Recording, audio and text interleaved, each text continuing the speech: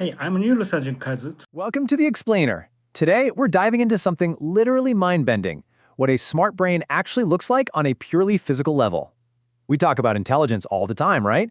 But usually as this abstract concept, like it's just this invisible aura you either have or you don't. But what if I told you that a highly intelligent brain actually has a distinct, physically observable structure? We are pulling our insights today directly from the clinical experiences of a practicing neurosurgeon, someone who has literally looked at, operated on, and studied countless human brains. We're going to peel back the skull and look right at the physical anatomy of intelligence. Look, before we even get into the anatomy, let's address the elephant in the room. Have you ever caught yourself thinking, man, I'm just not naturally smart, or my memory is definitely slipping as I get older, and there's really nothing I can do about it?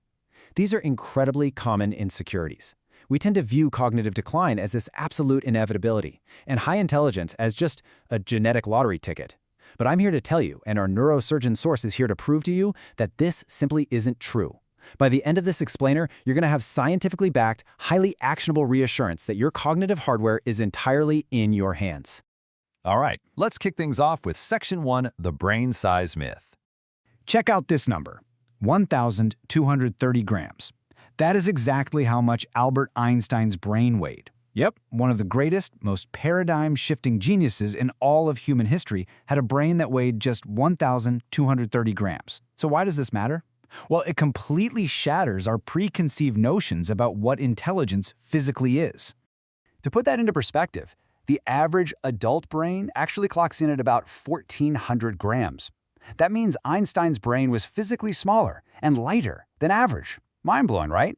This proves definitively that brain volume and weight absolutely do not equal thinking power. It's kind of like how a massive, chunky desktop computer from the 90s is infinitely less powerful than the tiny little smartphone sitting in your pocket right now.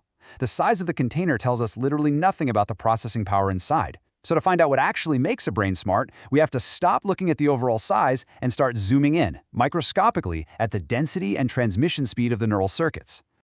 Moving right along to Section 2. The physical structure of intelligence. So if you take a look in a cross-section of the brain, you've got two distinct areas, gray matter and white matter. Think of the gray matter, which is that thin outer layer of the brain, as your processing CPU, or like a massive bustling factory. This is where the nerve cells hang out, and it's where your actual thinking and judging take place. On the flip side, the white matter makes up the inner region. This acts as your high-speed broadband cables. It's the transmission network that passes the signals generated by that gray matter factory from one area of the brain to another. And as you'll see, a smart brain exhibits highly optimized physical traits in both of these distinct areas. Now zoom in on that gray matter factory for a second. The nerve cells in there chat with each other through microscopic connections we call synapses. In a highly intelligent brain, the physical density of these synapses is just absolutely staggering. The information pathways are woven together like this incredibly fine, super dense net. And this physical density is exactly what allows a person to connect multiple, totally seemingly unrelated solutions from a single experience. It's the literal physical foundation of being a multifaceted problem solver. When someone is super quick-witted, it's literally because their brain has built a denser web of synapses.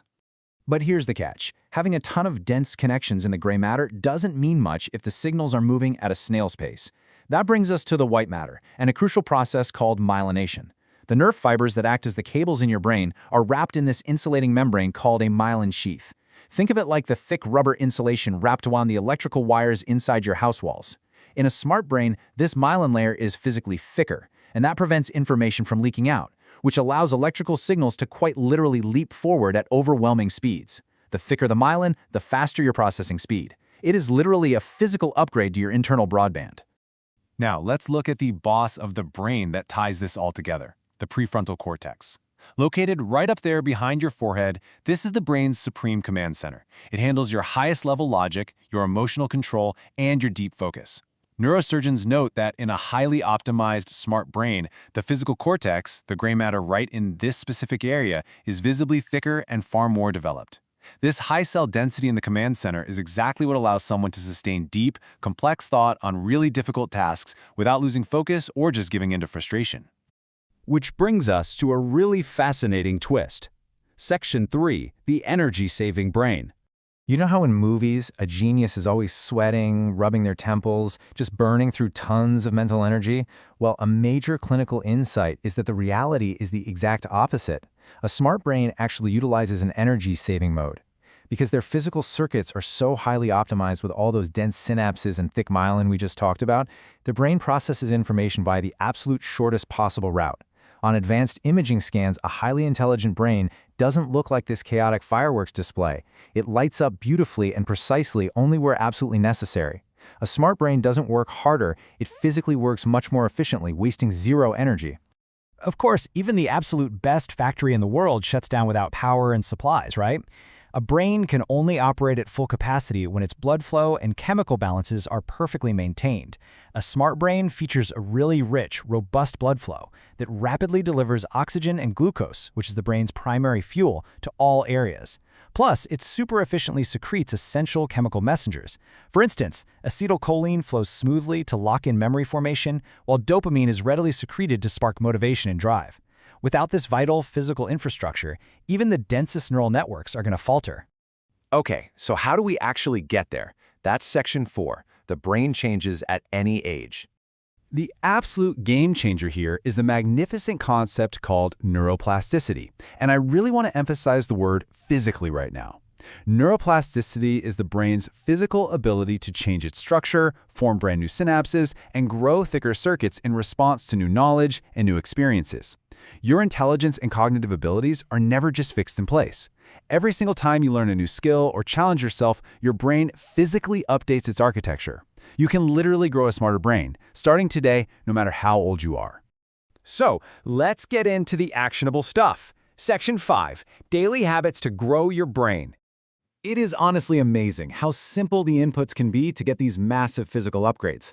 First off, just 20 minutes or more of aerobic exercise, like a brisk morning walk, releases BDNF.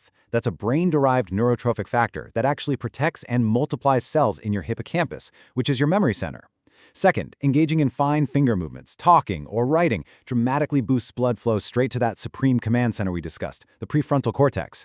Finally, deliberately tackling slightly difficult challenges forces your brain out of its comfort zone, and that physically opens up brand new neural pathways rather than just relying on the same old ones. But building the hardware is only half the battle, right? You gotta maintain it. Step 1 is totally non-negotiable. You need about 7 hours of high-quality sleep. Sleep isn't just resting. It is a literal physical cleaning cycle where the brain washes away metabolic waste and organizes all those shiny new synapses you built during the day. Step 2 is managing your blood pressure and blood sugar. Why? Because chronic high blood pressure and high sugar physically damage the highly delicate microvessels in your brain. Protecting your vascular health prevents silent strokes and ensures your brain's fuel infrastructure stays perfectly intact. Let's do a quick recap of what we've covered today. A smart brain has absolutely nothing to do with being big or heavy. It is all about having dense synapses that allow for diverse ideas. It's about thick myelin sheaths that enable lightning-fast processing. It's about a highly developed prefrontal cortex for deep, sustained focus. And it operates as a super energy-efficient circuit supported by rich, healthy blood flow. But above all else, please remember this. A smart brain is a physical state achieved through your daily habits. You literally have the power to physically grow these structures every single day. As we wrap up this explainer, I want to leave you with one final thought. Right now, literally as you are sitting here processing this information, your brain is already physically changing. It adapts based entirely on how you use it. So, I have to ask, what physical upgrade are you going to give your brain today? Will you take that 20-minute walk? Will you finally tackle that difficult book? The power to build a better brain is literally right there in your hands. Thank you so much for joining me to explore this incredibly cool topic, and I seriously can't wait to see how you put these physical upgrades to use.